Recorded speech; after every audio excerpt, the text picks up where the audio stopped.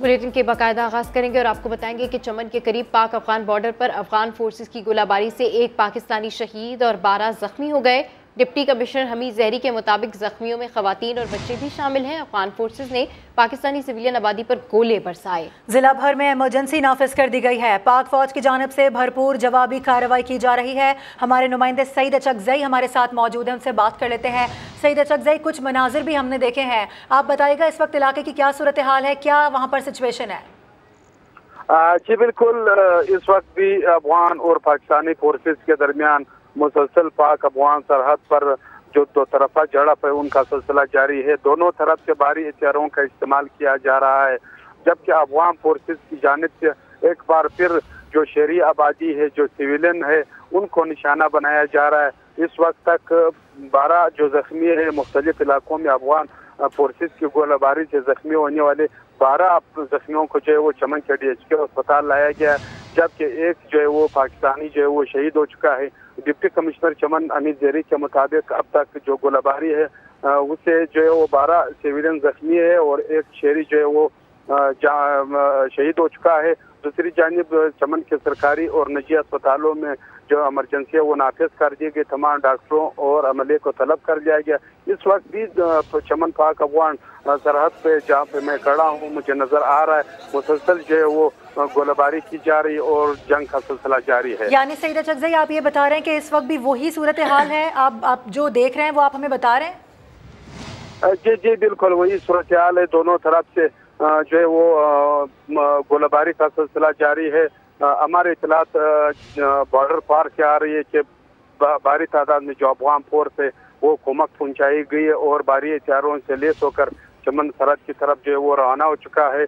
और इस वक्त भी दो तरफा जो शदीद फायरिंग का सिलसिला है या गोलाबारी का सिलसिला है वो जारी है, जबकि पाक अफवाज की जानिब से जो है वो उनको जवाबी कार्रवाई में जो है वो जवाब मिल रही है और इस वक्त भी जो है वो दो तरफा फायरिंग और गोलाबारी का सिलसिला जारी है। अच्छा सईद अचकजई, ये बताएगा कि जो जख्मी हैं अभी लेटेस्ट इतलात के मुताबिक क्या तादाद है उनकी और उनकी हालत के हवाले से क्या बता सकते हैं आप हमें? जी बिल्कुल, लेवी जुकाम के मुताबिक मुसलसल जो जख्मी है वो मुख्तलिफ इलाकों से अस्पताल पहुँचाए जा रहे हैं। इस वक्त तक 12 जख्मी जो है वो चमन के अस्पतालों में जो वो पहुंचा दिए गए और उसमें एक शहीद है और जख्मियों में खवातीन और बच्चे भी शामिल है, क्योंकि अफगान फोर्सेस की गोलियां जो है वो मुसलसल सिविलियन आबादी और घरों पे गिर रही है, जिसकी वजह से जो सिविलियन है वो जख्मी हो रहे हैं।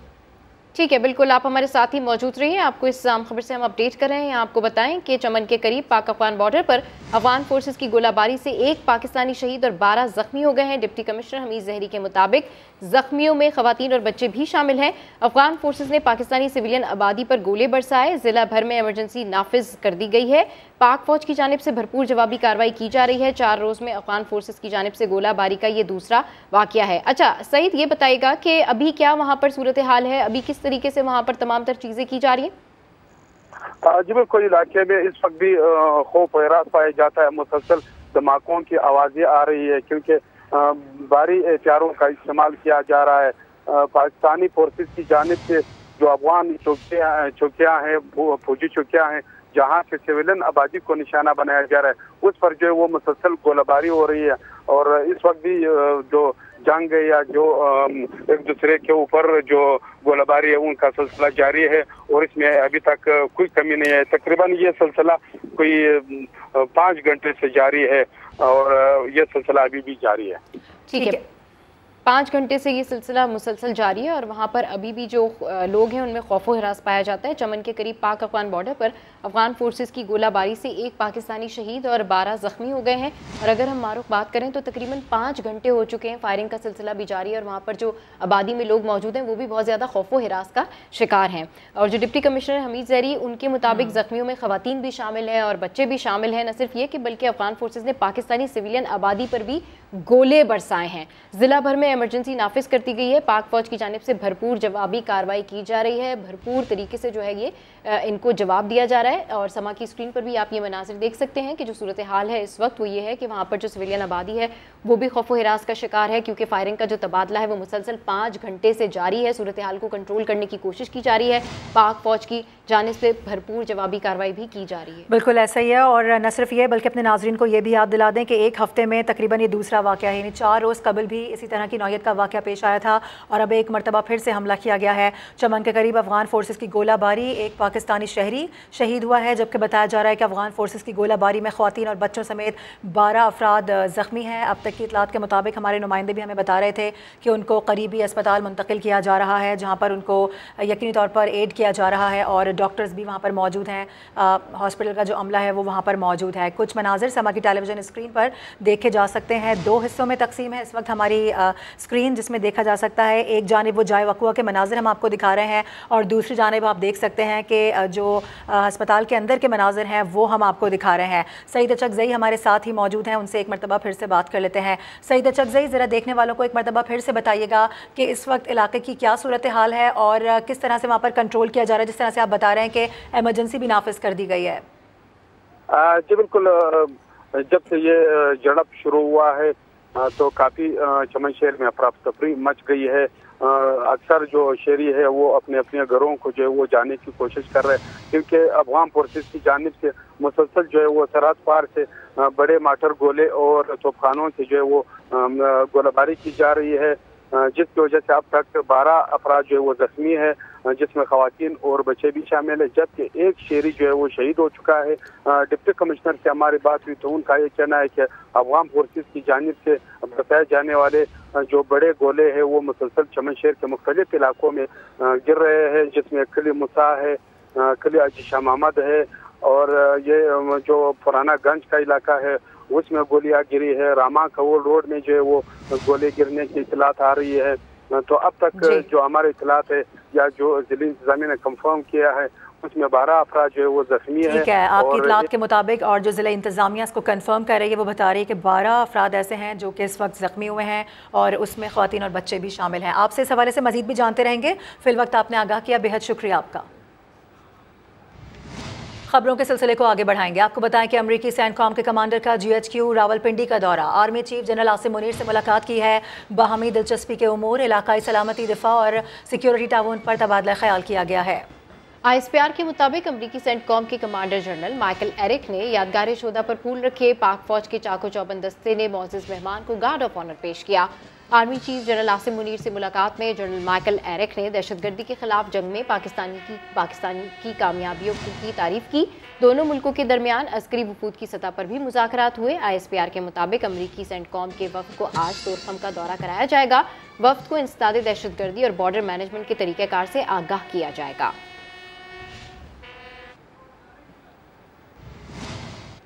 इमरान खान हाजिर हों, एडिशनल सेशन जज इस्लामाबाद ने तोशाखाना केस काबिल समाअत करार दे दिया। अदालत ने चेयरमैन PTI इमरान खान को नोटिस जारी करते हुए 9 जनवरी को ज़ाती हैसियत में तलब कर लिया है। आपको बताएं कि एडिशनल सेशन जज इस्लामाबाद ने तोशाखाना केस काबिल समाअत करार दे दिया है। अब से कुछ देर कबल ये फैसला सुनाया गया है।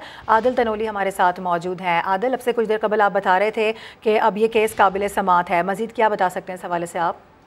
हाँ जी, देखें, इमरान खान के खिलाफ इलेक्शन कमीशन की जानिब से भेजा गया जो रेफरेंस है फौजदारी कार्रवाई के लिए मकामी अदालत ने उस पर बाकायदा ट्रायल शुरू करने का फैसला कर लिया है और एडिशनल सेशन जज जफर इकबाल की जानिब से आज महफूज शुदा फैसला जो है वो सुनाया गया है, जिसमें चेयरमैन PTI इमरान खान को ज़ाती हैसियत में 9 जनवरी को तलब किया गया है।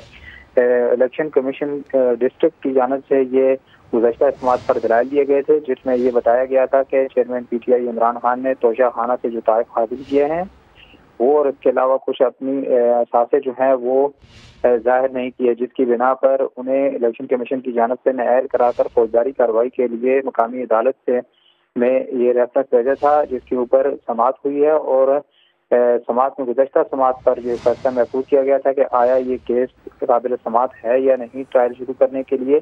और आज बाकायदा तौर पर एडिशनल सेशन जज जफर इकबाल की जानिब से ट्रायल का आगाज करने के लिए 9 जनवरी की तारीख मुकर्रर की गई है, जिसमें चेयरमैन PTI इमरान खान को ज़ाती हैसियत में अदालत तलब किया गया है। ठीक है, इस हवाले से आपने आगाह किया, बेहद शुक्रिया आपका।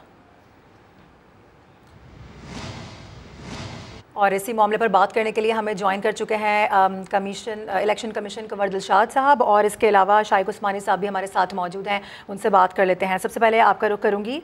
कंवर दिलशाद साहब, आप इस हवाले से क्या कह रहे हैं और किस तरह से इस पूरे केस को देख रहे हैं, इस तनाजुर में ज़रा आगाह कीजिएगा हमें। और ये बड़ा अहम केस है, डिस्ट्रिक्ट सेशन जज ने उसको काबिल समाअत करार दे दिया है। तो अब इसकी रोशनी में जब हक़ाइक़ सामने आएंगे और उसका जो पंडोरा बॉक्स खुलेगा, तो उस पर इमरान खान को डिस्ट्रिक्ट सेशन जज जो है वो सेक्शन 174, 185 के तहत 3 साल की सजा दे सकते हैं। मैं दोबारा दोहराता हूँ, 3 साल 3 ईयर्स की सजा दे सकते हैं, और या 1000 रुपये जुर्माना अदा करने के भी उनके पास इख्तियारात हैं। जब उनको सजा मुर्तकब होगी और सजा को बाकायदा सुना दी गई, दे दी गई 1000 रुपये जुर्माने की, तो फिर इमरान खान जो है वो सेक्शन 232 के तहत इलेक्शन कमीशन पाकिस्तान उनको 5 साल के लिए नाअहल करार दे सकता है। ठीक है, सीनियर कानूनदान साबिक जज शाइक उस्मानी साहब भी हमारे साथ हैं। सर, ये बताइएगा कि तोशाखाना केस काबिल समाअत होने के बाद अदालत इन्वेस्टिगेशन करेगी या फिर किस तरह ये प्रोसेस आगे बढ़ेगा? अब उनको समन किया है इमरान खान साहब को कोर्ट ने, तो अब वो इन्वेस्टिगेशन करेगी कोर्ट जो के चार्जेस हैं उनके ऊपर तोशाखाना के मुतालिक, और उनकी इन्वेस्टिगेशन करने के बाद फिर उसके बाद जब कोर्ट अगर किसी नतीजे पे पहुंच गई तो फिर उनके खिलाफ कार्रवाई, क्रिमिनल कार्रवाई शुरू हो जाएगी कि, और उसके अलावा फिर वो रेफरेंस में ये भी वापस इलेक्शन कमीशन को बता सकते हैं कि अगर उन्होंने ऐसा कोई काम किया है जो कि 62(1)(x) के ज़मरे में आता है कॉन्स्टिट्यूशन के, तो वो भी रिपोर्ट इलेक्शन कमीशन के पास पहुंच जाएगी। तो फिर इलेक्शन कमीशन उसके आगे भी कार्रवाई कर सकता है उस बेसिस पर, लेकिन क्रिमिनल केस भी चल सकता है डेफिनेटली। ठीक है, बहुत शुक्रिया शाइक उस्मानी साहब और कंवर दिलशाद साहब समा से गुफ्तगू कर रहे थे। पंजाब असेंबली का मुस्तकबिल क्या होगा, ये सवाल अब अहम है। असेंबली तहलील होगी या नहीं? लाहौर सियासी सरगर्मियों का मरकज बन गया है। सदर ममलिकत डॉक्टर आरिफ अलवी का लाहौर में डेरा, वज़ीर आला पंजाब परवेज़ इलाही से मुलाकात में सियासी सूरत हाल पर गौर, और पंजाब असेंबली की तहलील और बात की सूरत हाल पर भी तबादला ख्याल किया गया। सदर ममलिकत ने इमरान खान से होने वाली बातचीत से भी परवेज़ इलाही को आगाह किया। इस हवाले से मज़ीद तफसीलात जानते समा के नुमाइंदे कज़ाफ़ी भट्ट से। जी, अपडेट कीजिए। बिल्कुल जी, आपसे थोड़ी देर पहले परवेज इलाही साहब से मुलाकात की और आपसे थोड़ी देर बाद उनकी स्पीकर असेंबली के साथ मुलाकात है। ताहम डेडलॉक खत्म करने के लिए सदर मुमलिकत जो है अब वो बहुत ज्यादा राब्तों में तेजी ला रहे हैं, और उनकी जो हुकूमती टीम है डार आजम नजीर तारर और अयाज सादिक मुसलसल राब्ते और मुलाकातें हैं। इस डेडलॉक को खत्म करने के लिए पीटीआई की जानिब से परवेज खटक और असद उमर जो है वो हुकूमती टीम के सामने उन्हें बिठाने की कोशिशें की जा रही है, ताकि ये बैठकर जो है सारे मामला को बुनियादी रास्ता निकाला जाए। और जो जराये उनका ये कहना है कि मोनिस इलाही और परवेज इलाही भी जो है वो बैद और मुज़ाकरात का हिस्सा है, और गुज़िश्ता रात जो इमरान खान के साथ उनकी मुलाकात हुई सदर मुमलिकत की, उसके अंदर यही पैगाम पहुंचाया गया है कि असेंबली की तहलील रोकने के लिए हुकूमत कुछ दरमियानी रास्ता निकालना चाहती है, और हुकूमत जो चाहती है कि वो मिसाके मईशत कर लिया जाए और इस मामला के ऊपर बैठकर जो है वो दरमियानी रास्ता निकाल लिया जाए। इस हवाले से काफी की जानिब से जो है वो लचक का मुजाहरा किया जा रहा है, और इसलिए पीटीआई को भी जो है वो लचक का मुजाहरा करना चाहिए ताकि मामला जो है वो हल हो सके। और सदर मुमलिकत में परवेज इलाही साहब के साथ जो मुलाकात की उसके अंदर भी उन्होंने इस बात का इरादा किया कि मामला जो है अब वो बैठकर जो है वो हमें हल करने चाहिए और बेहतर सूरत हाल जल्द निकल आएगी। ठीक है, अपडेट करने के लिए शुक्रिया।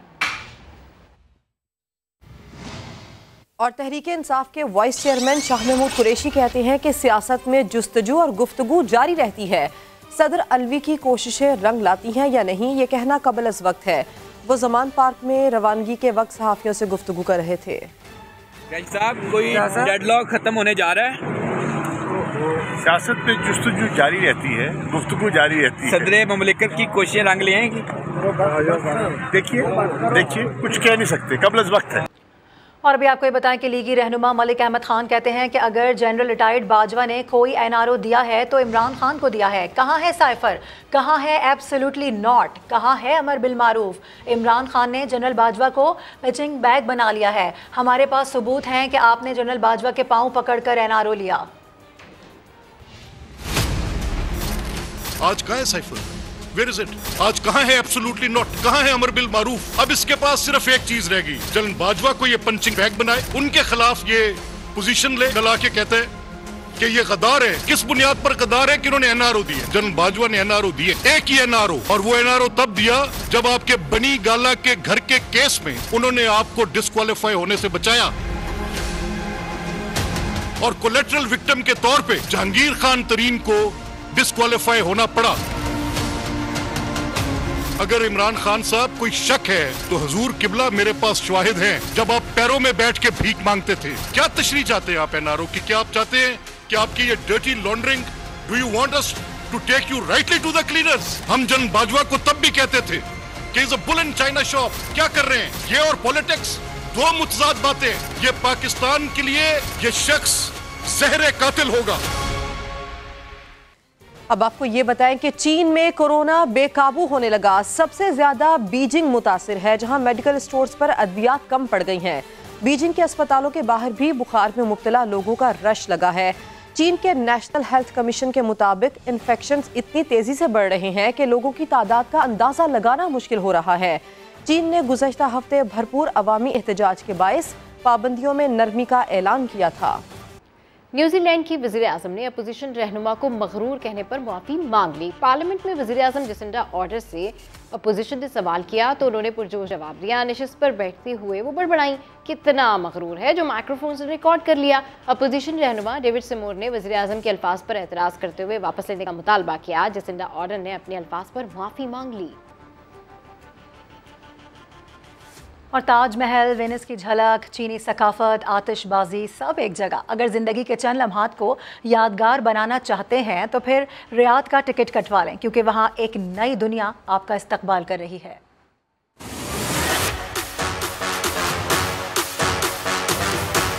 ये यूरोप नहीं बल्कि सऊदी अरब का दारुल हुकूमत रियाद है।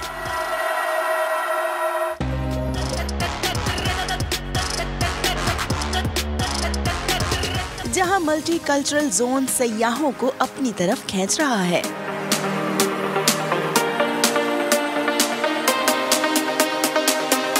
बॉलीवुड वर्ल्ड के नाम से सजे इस मेले में अमेरिका, फ्रांस, यूनान, स्पेन, चीन, जापान और भारत समेत पूरे 10 ममालिक की सैर एक साथ की जा सकती है।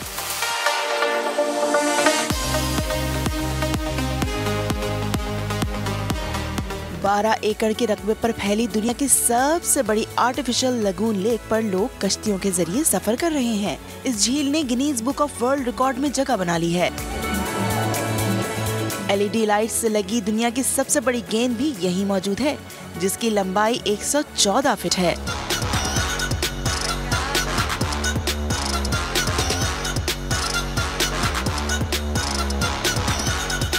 एक गांव ऐसा भी है जहां सुपर हीरोज रहते हैं। सयाह केबल कार के जरिए एक जोन से दूसरे जोन की सैर कर सकते हैं। रोजाना की बुनियाद पर होने वाले फायरवर्क्स के नजारे सबको सहरज़दा किए रखते हैं। रियाज सीजन पूरी आबोताब के साथ जारी है और दुनिया भर से अब तक 60 लाख से ज्यादा सयाह यहाँ आ चुके हैं।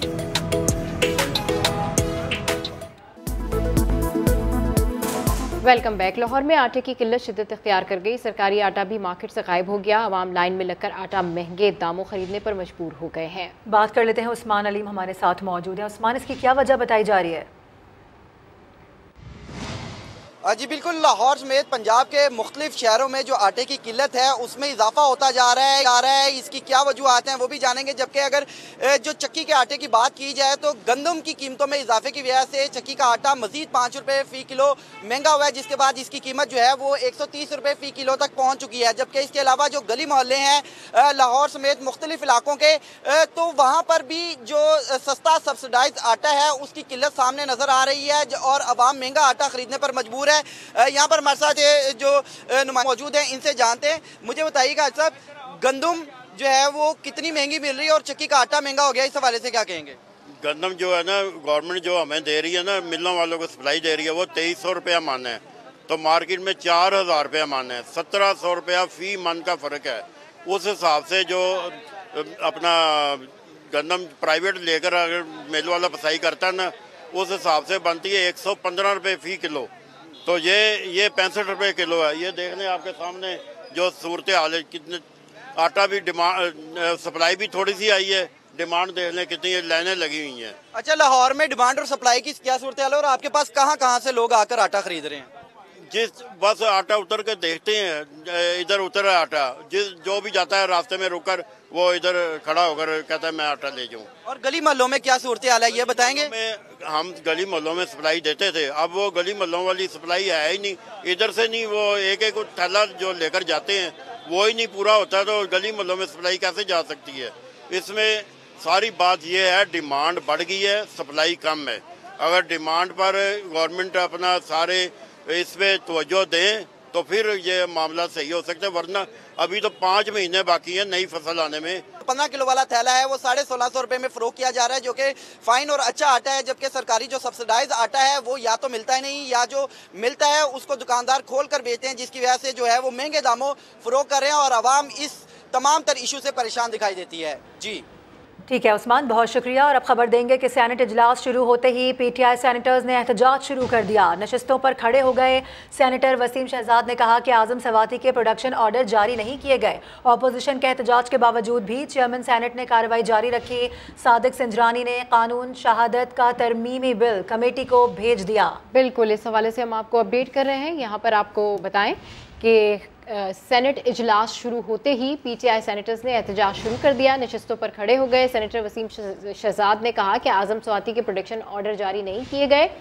अपोजिशन के एहतजाज के बावजूद चेयरमैन सेनेट ने कार्रवाई जारी रखी। सादिक संजरानी ने कानूनी शहादत का तरमीमी बिल कमेटी को भेज दिया। अभी आपको लिए चलेंगे बराह रास्त। वफाकी वजीर मरियम औरंगजेब इस वक्त खुसूसी गुफ्तगू कर रही हैं। जो है वो बड़ा एक ओपन एंड शट केस है। आपने तोशाखाना की चोरी की, ये आपकी घड़ी और ये खाली घड़ियों का मामला नहीं है। कितने बिलियन जो है अरबों रुपया उसके गिफ्ट्स को डिक्लेयर ही नहीं किया गया और उसके बाद जो घड़ी है उसको खरीदने से पहले बेच दिया गया और फिर पैसे जमा कराए। ये खाली एक घड़ी का मामला नहीं, ये आवाम को पता होना चाहिए। ये इमरान खान साहब के उस नियत का मामला है कि जो उन्होंने तोशाखाना के साथ चोरियां करके की। दूसरों पर कल इल्ज़ाम लगा रहे थे कि तोशाखाना में से इन लोगों ने चोरी की है। मेरा एक ही सवाल है कि 4 साल आप प्रोपेगेंडा ग्रो मुल्क पर मुसल्लत था, तमाम इख्तियारात मौजूद थे, तमाम अदारे मौजूद थे, तमाम रिकॉर्ड मौजूद था। अगर किसी ने चोरी की होती, अगर किसी ने आपने जो इल्ज़ाम लगाए तो आपको 4 साल में एक भी सबूत देकर वो चोरी साबित करनी चाहिए थी। अब इल्ज़ाम से बात नहीं बनेगी, अब आप अपने इल्ज़ामात और अपने जो जराइम है उनका जवाब देंगे, जिसकी पहली किस्त आपको आज जो कोर्ट का फैसला आया है कि तोशाखाना काबिल समाप्त है। और ये एक तोशाखाना नहीं है, ये बड़े आगे मराहिल ऐसे आएंगे क्योंकि दूसरों से 40 साल का हिसाब मांगो तो अपने 4 साल का हिसाब को जो पाकिस्तान की आवाम को लूटा है। जो चोरियाँ, जो एनर्जी माफिया, पेट्रोलियम माफिया, हर शोबे के अंदर डाके हैं, वो तमाम सवालों के जवाब इमरान खान साहब को देने पड़े। वज़ीर इत्तलात मरियम औरंगजेब खुसूसी गुफ्तगू कर रही थी। उनकी जानिब से कहा गया कि Toshakhana open and shut case है। इमरान खान को तोशाखाना के अरबों रुपयों के तहाइफ का हिसाब देना होगा। अभी आगे बहुत से मराहिल ऐसे आने हैं, ये तो शुरुआत है, अब आगे आगे देखिएगा कि क्या क्या होता है। तो वज़ीर इत्तलात मरियम औरंगजेब की जानिब से तोशाखाना के हवाले से खुसूसी गुफ्तगू की जा रही थी जो हमने आपको दिखाई। अब आपको ये बताएं कि इमरान खान का फिर यू टर्न, फिर न्यूट्रल की तकरार, इल्जामात की भरमार। कहते हैं अल्लाह ने आपको न्यूट्रल रहने का ऑप्शन नहीं दिया। जनरल कमर जावेद बाजवा ने मुल्क पर जुल्म किया, उन्होंने NRO 2 दिया। मौजूदा हुक्मरानों ने जनरल बाजवा से डील की। आपको अल्लाह ने ऑप्शन नहीं दी न्यूट्रल रहने की। इस मुल्क में जो असल जुल्म किया गया वो जनरल बाजवा ने किया। NRO 2 दिया इनको, पहले मुशर्रफ से डील किया, बाजवा से डील। पहले इनको एक साजिश के तहत जिसमें बरेलवी भी हाथ शामिल था, इनको ऊपर बिठाया। वो 7 महीने के अंदर पाकिस्तान की सारी इकॉनमी नीचे।